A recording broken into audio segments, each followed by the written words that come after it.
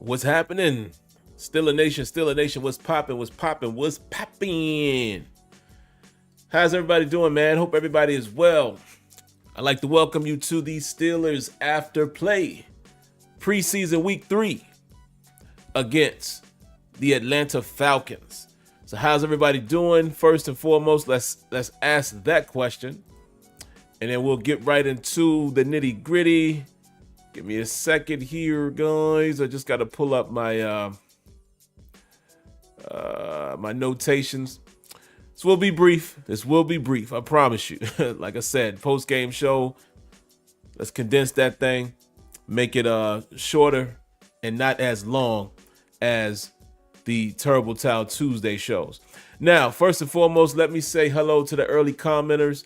Let me apologize to my normal family, my normal crew. Did not have a show on Tuesday, man. I just got so much going on. A lot of stuff going on, man. I just didn't get the time to bring a show to you on Tuesday. My bad for that. But like I said, it's preseason. Preseason, we can afford to miss a show here and there. It's not a whole lot to get into, especially with the game being on Thursday. And now we're here tonight. So I'm happy and glad to be here. So let's get right to it. Man. Let's be quick. In and out. Let's see what we got here. First and foremost, let's say hello to the early commenters. Who we got here? The Master of Music, Y Diggy, Brent Fox, Mark Cunningham. Hello. Miss Lanisha, the lovely Lanisha in the building. Fellas, make sure you take time to say hello to all of our lovely ladies that may be here in the chat. We treat them like royalty here. Please follow suit and do that. Who else we got? Carolina, Larry 24. Jared Devil is in the building. Joshua Shields, Ali Howard, BQ 412. Who else? Maurice Ware, Sasquatch, Charlie Brown, Eric Williams, Ron Simpson Gaming. What's going on, buddy? Sun Moon 80. Luis D. Cousin Floyd, Big Brother Floyd in the building. Who else we got up in here, man? Bettsburg, Kev, so nice. Good buddy Kenyon in the building, like always, man. Brother from another. Who's this one?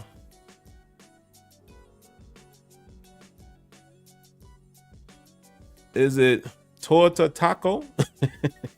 Torta Taco? I don't know. I don't know if I'm saying that correctly, but he says you. So what's up with you? Homer Green and 007. What's up, man? We'll stop right there and we'll get right into it. Like I said, man, not going to hold you too long. This is the post-game knee-jerk reaction, and not even so much in preseason, but that's how it will be in the season. For your newcomers, I will do a post-game show following the game, and it's going to be my in-and-out quick knee-jerk reaction to what we saw. And then on Tuesday is when we do the normal format, much longer show. Phone calls are involved. That's why you see the phone number on the screen. And that's how we do it. And also, man, I'm going to get a pregame show popping this year as well. I say that every year, and I don't want to commit to it. Let's just be optimistic and surprised if I'm doing it every week. Because sometimes with it being the weekend, depending on my plans, it's hard to commit to that. But we can definitely commit to a post-game and a Terrible Towel Tuesday. So, first thing I wrote here, man, and this just happened to be the first series. I said the blocking in the back from Mark Robinson on the opening kick return. You can't have that. We cannot have penalties. Mark Robinson is more than likely going to make the team. Again, just thinking about the depth at inside linebacker. I mean, of course, you got Cole Holcomb. You got Quan Alexander, Elandon Roberts, who played well tonight. And then right behind them, I'm pretty sure it is going to be Mark Robinson. Tanner Muse is there. Nick, still can't pronounce his name, even though you guys have given me the phonetic spelling. Still can't pronounce his name because I hadn't said his name in a while. But I say all that to say Mark Robinson more than likely makes the team. So got to stop doing the penalties. Got to stop committing penalties. That goes for everybody. I also notated here that Matt Canada ran the jet sweep on the second play of the series.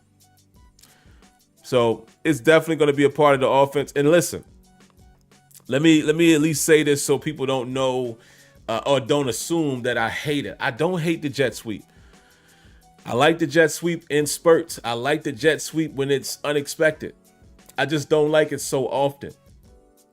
Right? I don't like the jet sweep from the Steelers and from Matt Canada because of recency bias. Yeah, I will say that. I will say recency bias, talking about how often he may have run it last season and how often it didn't work the way we wanted it to. Worked sometimes, but what I'm saying is I feel like a jet sweep shouldn't be something that a team knows is coming.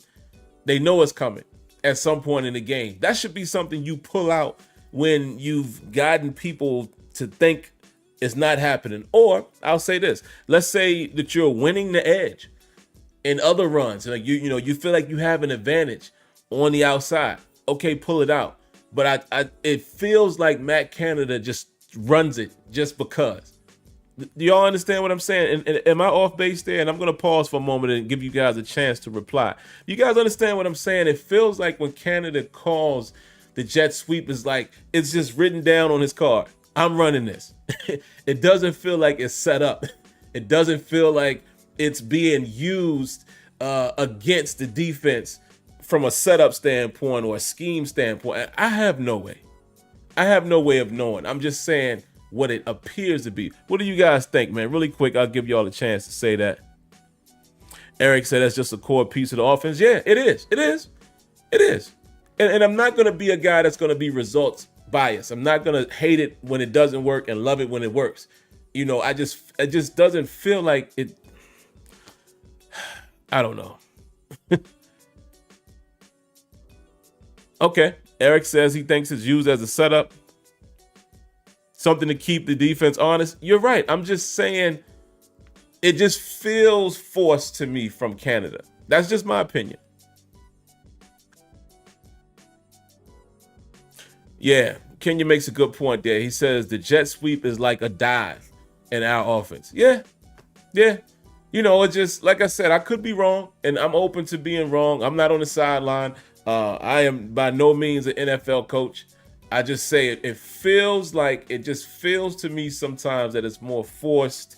And man, why is this light turning up so high? Hold on, God. Let's get this back in order. There we go. Just doesn't feel fluid. Just my opinion. Shout outs to Luis D, man. Round of applause. Appreciate the donation.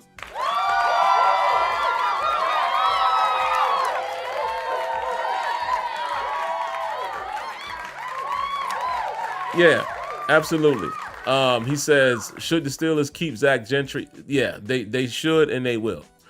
Like you just said, Darnell Washington is still learning. Darnell Washington hasn't come all the way along in terms of being a receiving type. We've even used Zach Gentry in that capacity. We've used Darnell Washington a little bit of that, a little bit in preseason. But again, we know how the Steelers do, and we know how they prioritize experience and things like that. Freiermuth is going to be your starter. I would expect Gentry to be the number 2 right out the gate. You might see Darnell Washington in the lineup often because of his blocking ability. But I do think what you're going to see is 4 tight ends. And I do the quote because, Connor Haywood is not really a tight end. But you're going to see a lineup of 4 of those guys. I think it will be Freiermuth, Gentry, Washington, Connor Haywood. But yeah. Good question. Let's see. Let's get back to it. What else do I have here? I notated. Pickett finds Deontay Johnson on a 3rd and 5. I'm just going to roll through this, and I'll come back and give my individual thoughts on the Pickett piece here. Steelers score on the first drive after a deep shot to George Pickens. Pickett to Pickens. Steelers offense has looked great in each game. And I'm talking about the first team. And I said that drive was 8 plays, 92 yards in 4 minutes and 4 seconds. And I wrote here to talk about Kenny Pickett a little bit, talk a little bit about Najee Harris and Jaylen Warren having nice runs. Both of them having nice runs on the second drive. Yeah, listen, Najee Harris looked like the Najee, how we're going to use Najee, if that makes sense. Looked strong, had a nice, decent run. And again, I don't want people to compare Najee and Jaylen Warren. I think some of you guys may have misunderstood what I meant. the week before when I said, listen, after seeing that performance from Jaylen Warren, Najee does need a big year. Yes, he does. But no way, shape, or form was I trying to say scrap Najee for Jaylen Warren. I've seen that all week. I've seen people in the media say it. There's, again, highlight watchers. No, why would you do that? What I see is a good 1-2 punch. But my point still stood, right? It still stands when I say Najee needs a big year. Remember, I said this a month or so ago before seeing preseason. It just re-emphasized it, right? Because the reason why I'm saying that, not comparing the two, but if the Steelers feel like they got a nice running back as an undrafted free agent, and let's say Najee Harris doesn't stand out, what makes the Steelers think that they couldn't find another 1-2 punch not so high, not first round, not re-signing a guy after the 5th year, right? If they exercise the 5th year option. So that's what I mean when I say Najee himself, regardless of Jaylen Warren, needs a big year to get paid, because this would more than likely be the season that the Steelers would make that decision. Round of applause to No 412 for the donation.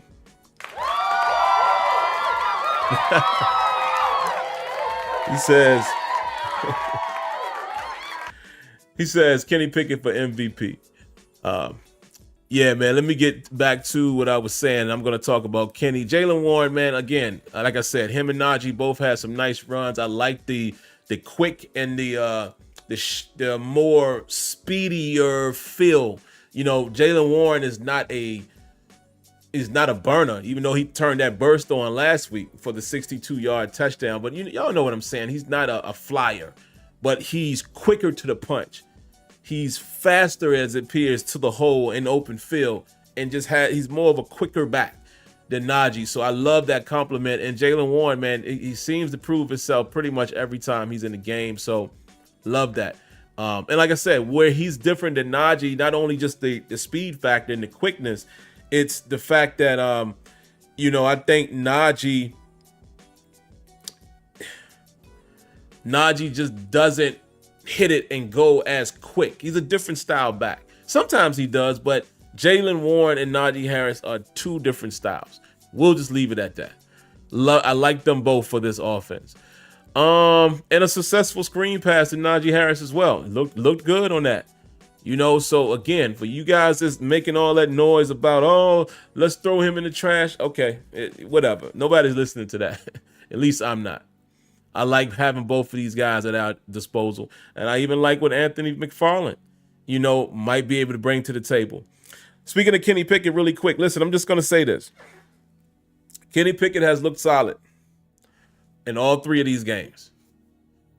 Kenny Pickett appears to have improved accuracy. That throw to Deontay Johnson down the left sideline, money. The ball placement to George Pickens, money. The catch by George Pickens, cha-ching, super money. So, again, y'all know me. I have my opinion. You have yours. You're not going to catch me debating people on how they're supposed to feel about players and or coaches. I'm just saying Kenny Pickett is outplaying the critics. And here's what I saw too, a little bit, saw people making comments on Twitter. Oh, well, he's doing that against the second and third string of the Falcons. Even the commentator kept saying that. Oh, it's the second team and third team. Yeah, but what about last week against Buffalo? Which team of that was Buffalo? First team defense.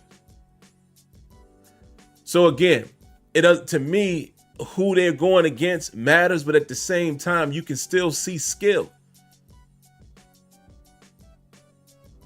He could have been playing against a high school team, and I still would have said, well, his accuracy was good. Ball placement and accuracy, I don't care if it was the first, second, or third unit. So I'm just looking at how he's playing.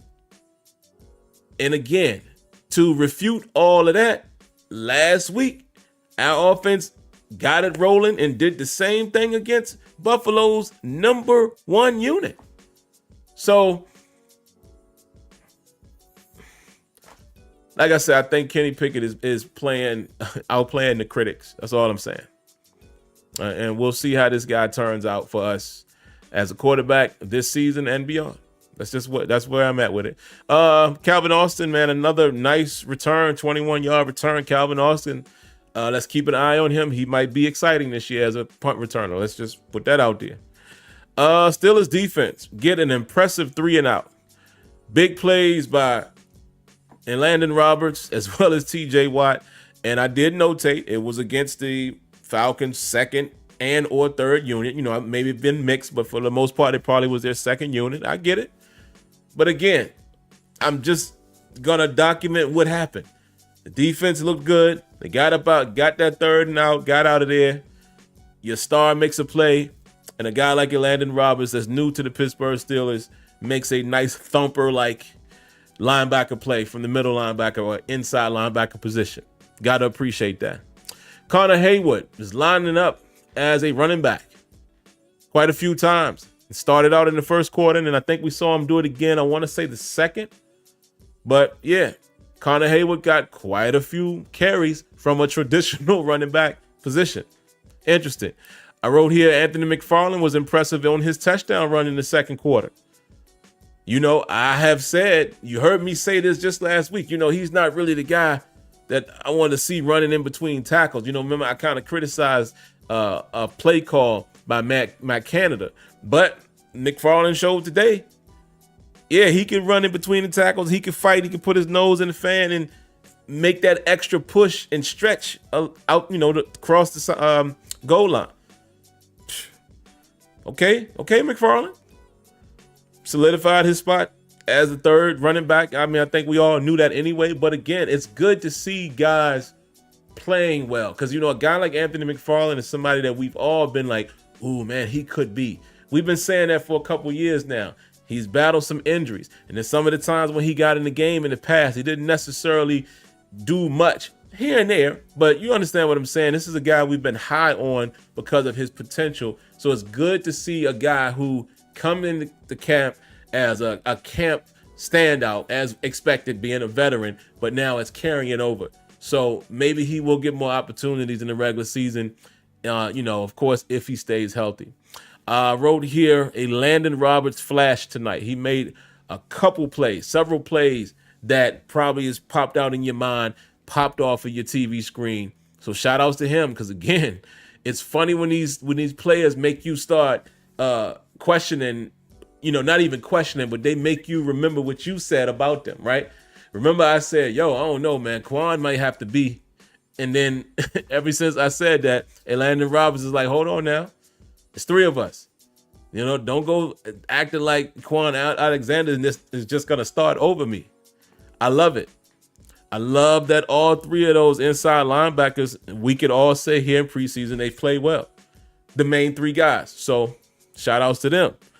I wrote here as well, Mitch Trubisky, man, is clearly the number 2. Not so much in his play. You know, Mitch Trubisky has been Mitch Trubisky. I mean, but the reason why I say clearly is, you know, again, in the third preseason game, you know, especially because they only played 3 now. Steelers or all team starters might play a little bit. So we played ours early, but then I paid attention to how long Trubisky stayed in the game. That's your number 2. Clearly your number 2. Rudolph the Red-Nosed Reindeer will be the number 3. Tanner Morgan, not sure where you're going to fare, buddy.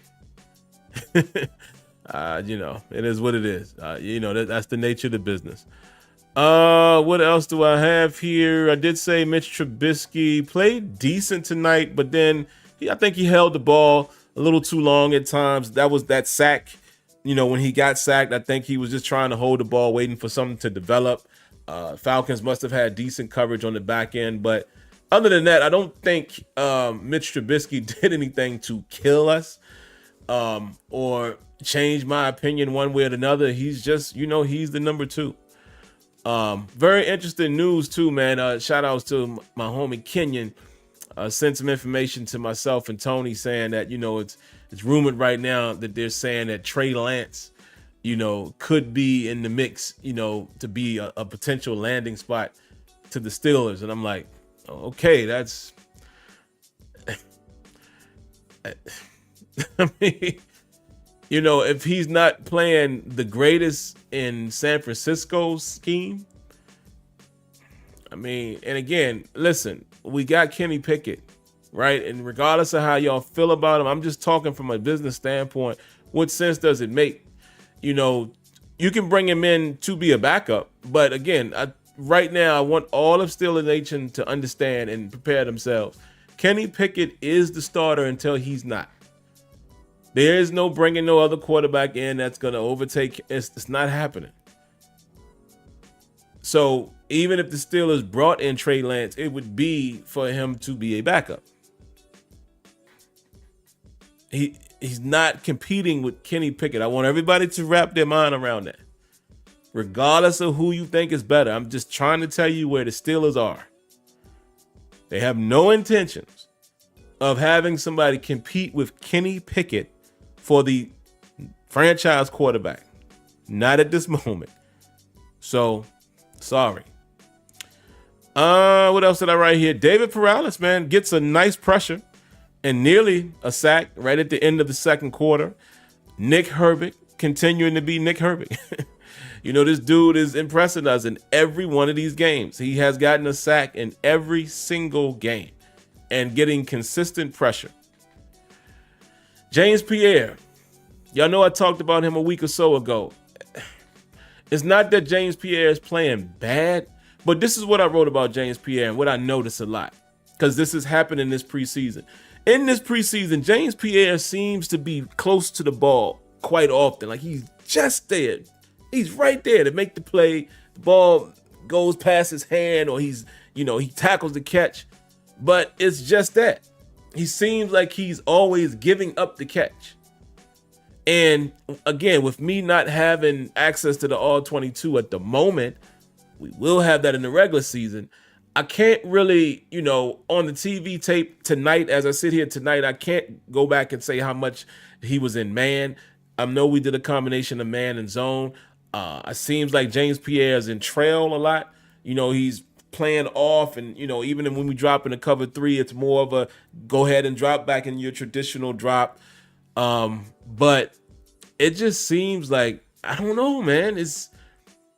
I'm not saying I hate or love him. I'm just saying it just seems like we're always saying he was in position as opposed to he made a play.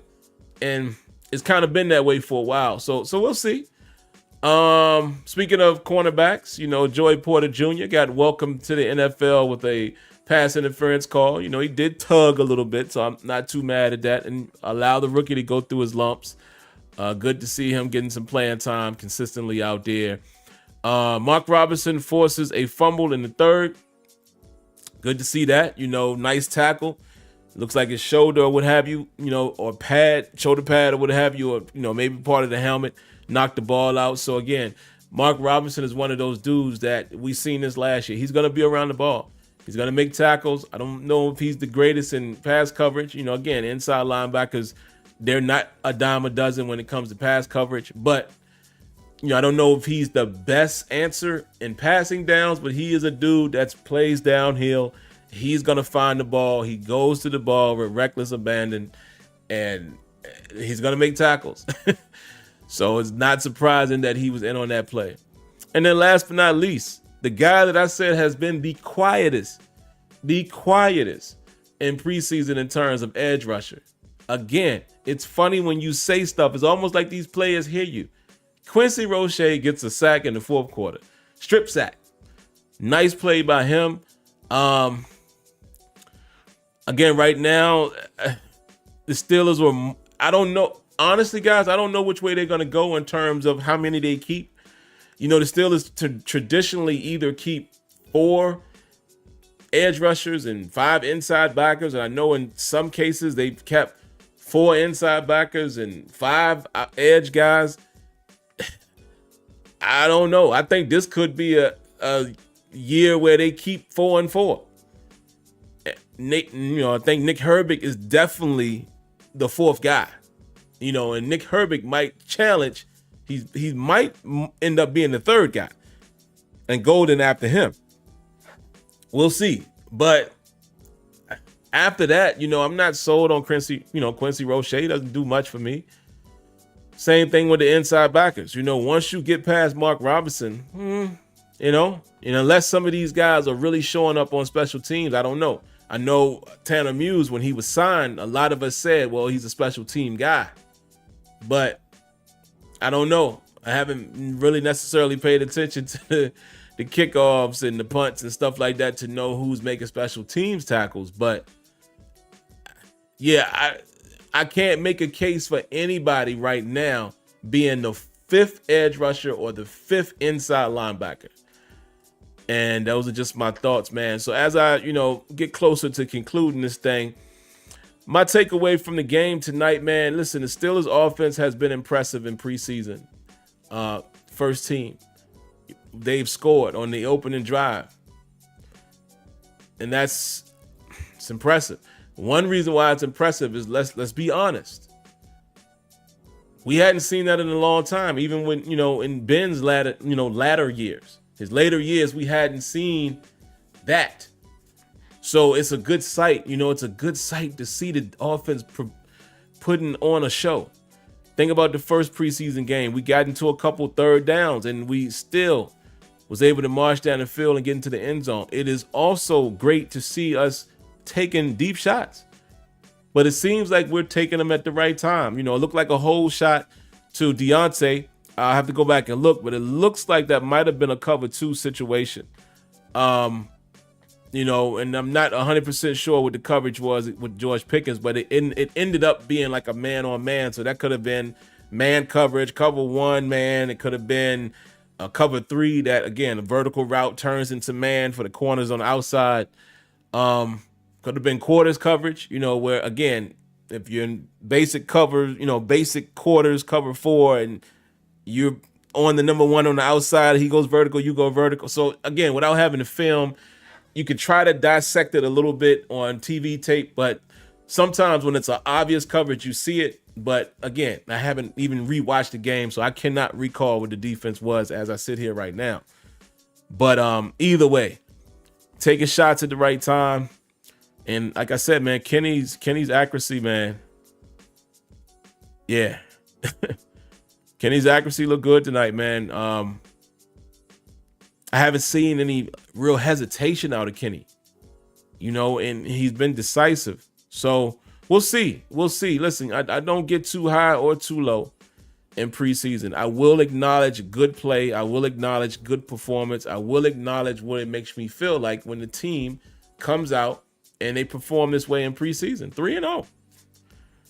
3-0. And I know, again, I don't necessarily count it, and it doesn't really mean anything. But, again, it's backups against backups, or it's first teams early against first teams early. And it's good to see that even as you go through the depth chart, your team can still get the dub. So that means you got talent. So that's why I pay attention to that. Other than that, I will say, just on first watch, I don't recall any crazy moments with Broderick Jones. I don't recall too many crazy moments with Kendrick Green. It may have been a play or two here and there where he may have given up, his position, but nothing crazy, right, that I can go back and recall. Actually, on one of those runs, it might have been, was it the Anthony McFarland run? It's one of those runs, man. Kendrick Green did a good job blocking in the middle. Didn't have an errant stat from what I remember. So it is going to be interesting, man, to see if Kendrick makes the team. Right now, I think he does have the chance to beat out some of those other guys that are behind him, quote unquote. So we'll see. Round of applause to Luis D, man. Appreciate the donation here.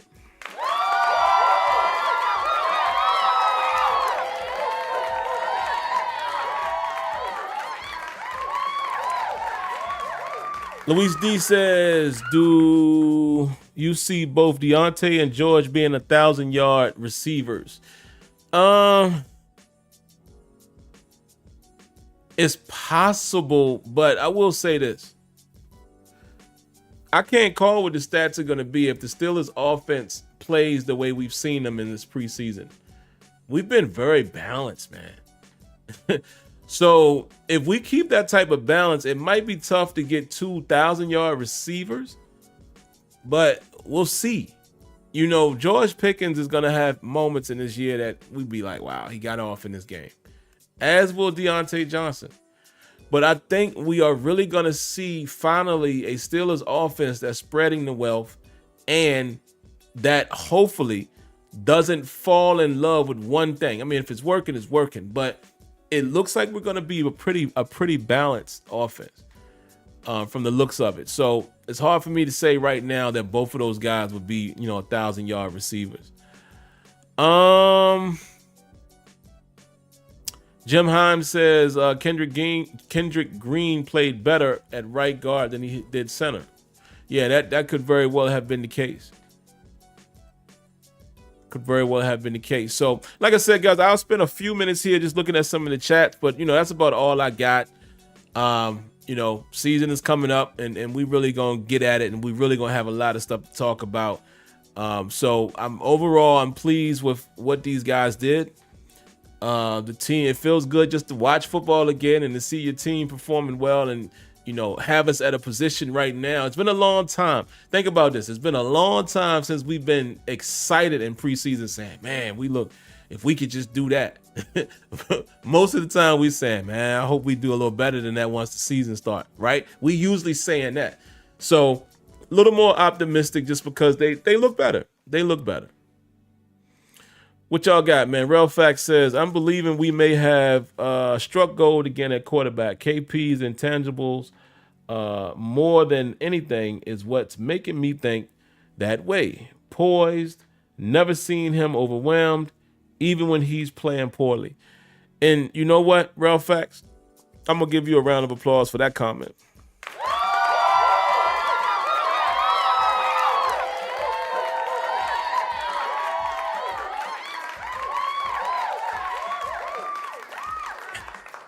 It should be easy to see what Relfax just said. And that's the type of reply that I give to people who just straight up hate Kenny Pickett. Like, but he still doesn't. Dog, okay, the kid is on the team now. He is the would-be. The plan is for him to be the franchise quarterback until he proves otherwise. Why can't we really look at him and say, this is where he's starting to improve? Still needs to work on this, but I'm starting to see some, and I'm with Relfax. We've been saying this since last year. Excuse me. I kept saying every week after the game, this kid is poised. He don't get rattled. And he turned around his play last season. Everybody wants to keep harping on, but interceptions versus touchdowns. Okay. He went through a rookie process. But for the last 5 games of the season, we saw a turnaround. Not only just wins, reduced significantly his turnovers, and had 2, can I say it again? 2 game-winning drives. One against an AFC North opponent in the Baltimore Ravens. So what Relfax said to me, right on the money. Sure, he still has things to work on. I'm sure there's things he might do in the season that be like, But from what I'm seeing right now, man, Kenny Pickett appears to be a guy that he has something. He has something, man. I think he has the tools to be a special quarterback for the Steelers.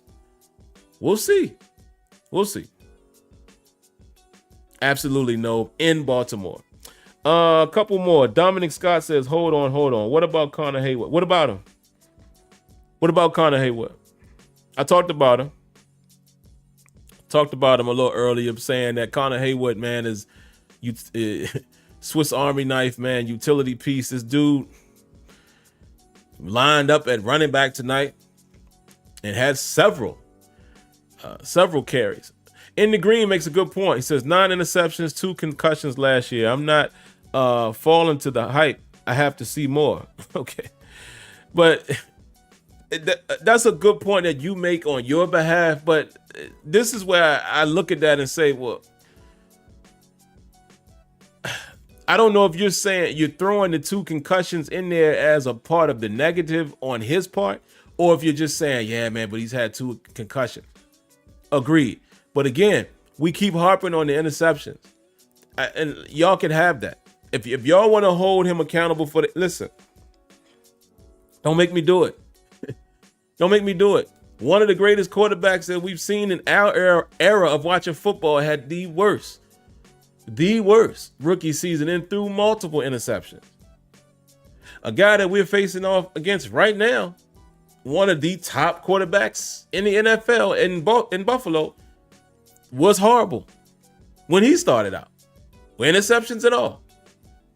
So all I'm saying is, if you don't like Kenny Pickett for the player that he is, it's fine.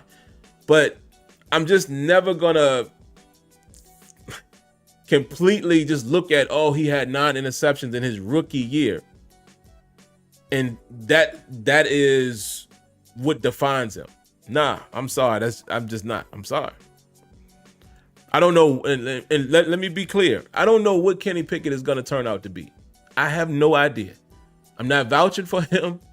I'm not even sitting here saying that's my guy. No, I'm just calling it fair. I'm not looking at his 9 interceptions as a rookie where most people said he came in the league, oh, he's going to need time to grow. I'm just not looking at that. What I do look at is how the kid finished the season and how he showed his mettle with those game-winning drives and comebacks against AFC opponents when we're still trying to get into the playoffs. I look at that, and I look at how he's seeming to play already this season. That's what I'm looking at. Has he improved? Round of applause again to Luis D, then we'll get out of here.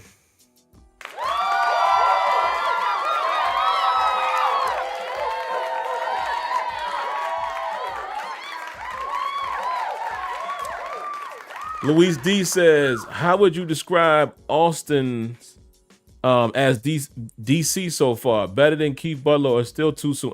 I would say it's too soon because let's not forget, Keith Butler's defense improved in his last couple seasons. We were back into being a top defense. And then we continued that with Terrell Austin. And what we did with Terrell Austin is all of a sudden we lead the league in interceptions last year. But we cannot forget that when we were ready to throw Keith Butler out the door, the defense did start turning around his last 1 or 2 seasons. So it is too soon for me to just outright say that Austin is completely better. Let me see a little more evidence of that, because like I said, if we look at the last 4 years, the Steelers defense has been solid. It might appear that Austin might call better situational defense, but I honestly haven't tracked it from that standpoint, so I'm not going to put a false statement out there. But good point. And yeah, in the green. Listen, I'm not saying that you hate Kenny, but you said that it's just that today time people want people to become legends before they even do anything. Well, I agree with you 100% there, but also I could argue that the other way. A lot of times people want to shoot people down so early when they haven't done anything. So it's, again, we talking about a second-year quarterback. That's why I'm like, all of this stuff that we're saying about this kid, I don't know why we hear it already. The overpraising and the overhating. I don't know. Give it some time. But all right, very last one. Walter Worthy says, you can't coach moxie, and Pickett has it in spades. Sometimes it's an issue, but you'd rather have it than not.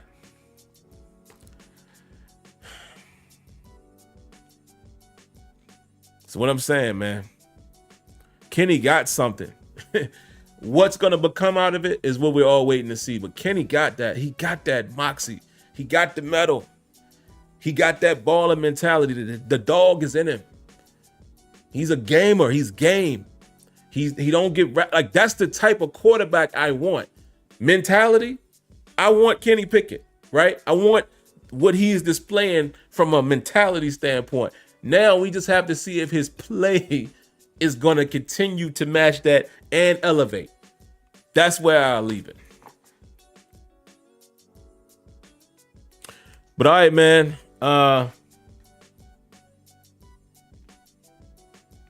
Yeah. I think he got something, man.